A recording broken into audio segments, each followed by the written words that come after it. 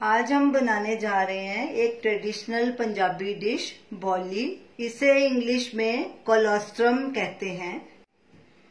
बॉली दूध ही होता है, लेकिन जब गाय या भैंस बछड़ा देती है तो जो उनका पहले 3 दिन का दूध होता है उसे बॉली कहते हैं और ये थोड़ा थिक होता है। एक हमने कढ़ाई ली है, गैस को लो मीडियम पे रखा है। इसमें ये 1 लीटर हमने बॉली ली है, ये डालेंगे।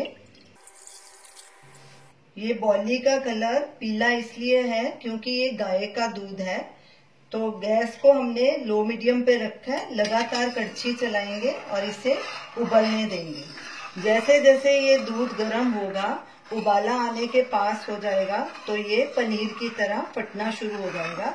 इसमें कड़छी लगातार चलाते जाना है ताकि दूध नीचे नहीं लगे।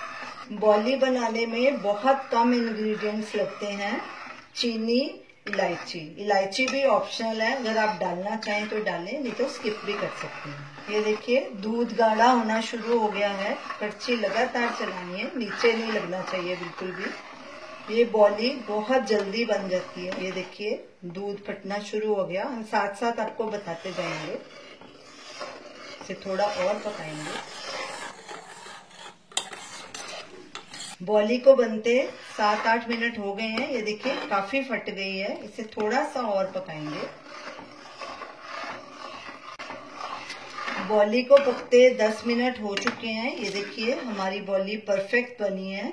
अब गैस को बंद कर देंगे और इसमें मिश्री ऐड करेंगे। ये हमने 3 टेबलस्पून मिश्री ली है, आप कम या ज्यादा अपने हिसाब से डाल सकते हैं। चीनी या मिश्री इसको उबलते वक्त नहीं डालना, नहीं तो ये कड़क हो जाएगी, खाने में इसका टेस्ट अच्छा नहीं होगा। अच्छे से इसे मिक्स कर लेंगे। गैस को हमने बंद कर दिया।